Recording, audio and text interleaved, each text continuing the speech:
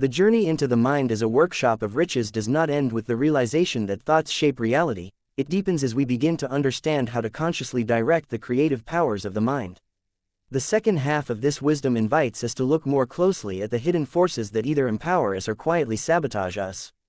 One of the greatest truths revealed here is that riches of every kind, financial, spiritual, emotional, cannot thrive in a mind filled with fear.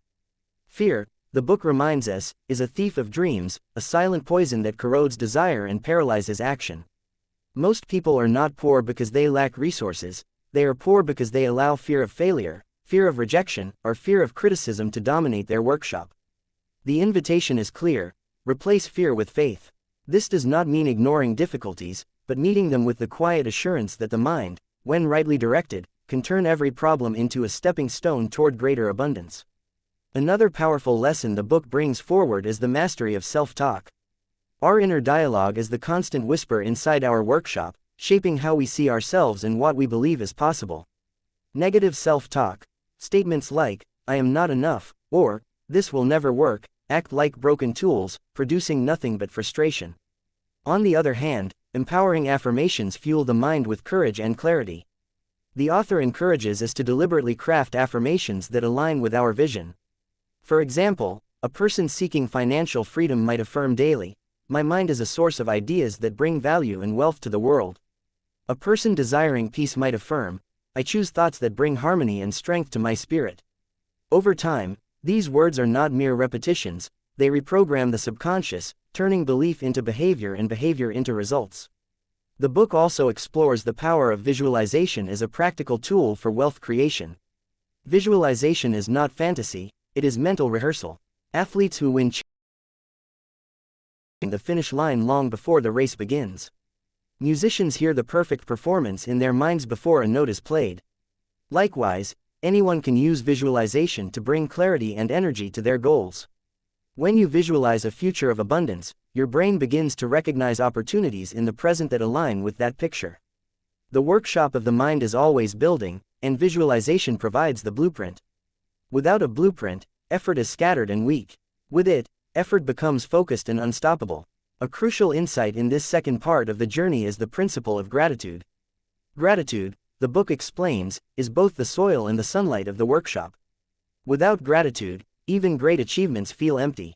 With gratitude, even small progress feels rich and joyful.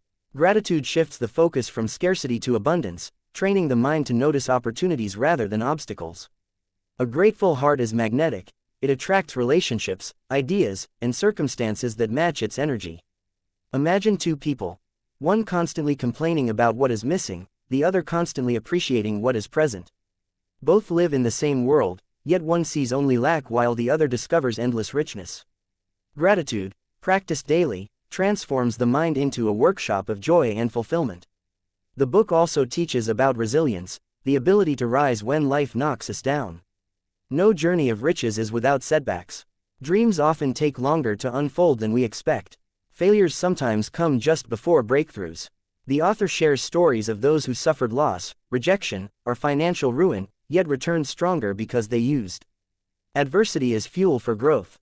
The workshop of the mind can turn every defeat into a lesson, every disappointment into a refinement of vision.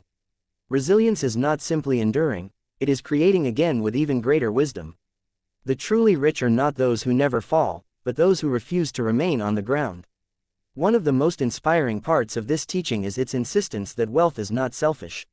When the workshop of the mind produces riches, those riches naturally overflow to bless others. A wealthy person who hoards is poor in spirit, but one who shares multiplies wealth in ways unseen. Service is the highest form of riches. The book challenges us to ask not only, "What can I gain?"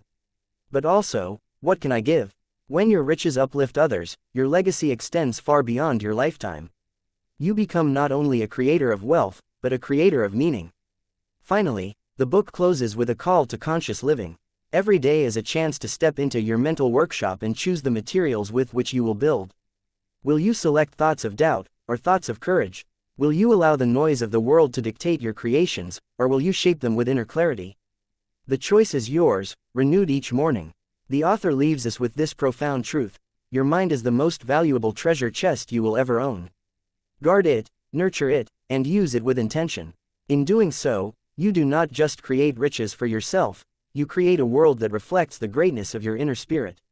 Thus, the second part of the Mind as a Workshop of Riches is not only a guide, but a mirror, inviting you to see yourself as the builder of your destiny. It reminds you that fear can be replaced with faith, that words shape worlds, that visualization creates direction, that gratitude multiplies blessings, that resilience turns losses into victories, and that service transforms wealth into legacy. To embrace these truths is to awaken the workshop of your mind fully, and to step into a life rich not only in possessions, but in purpose, love, and lasting fulfillment.